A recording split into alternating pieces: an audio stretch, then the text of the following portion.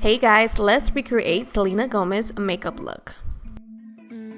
Starting by color correcting my lids with concealer, then I'm going to be using two eyeshadow palettes by Revlon, starting with the crease color, applying some tape before though to make this look nice and precise, then grabbing a dark shade to line my lash line. I'm smoking that out into a V shape, then grabbing a darker shade, it's kind of a little bit of green tone, smoking that out, applying a gold tone on my inner part of the lid, then applying some liner, and then look when I take off the tape, nice and precise, smoking the bottom lash line, applying some mascara and lashes, and look how beautiful that looks. Moving on to the face, I'm applying a Milani Skin Glass Primer, then I'm going to apply my favorite foundation by Wet n Wild all over, and then applying a concealer just to brighten up those areas. After I blend, I'm going to set it with some powder, then I'm going to bake for a little bit, applying some bronzer all over my face, applying blush to bring back some colors, and of course overline my lips with some lip liner, applying like an orange shade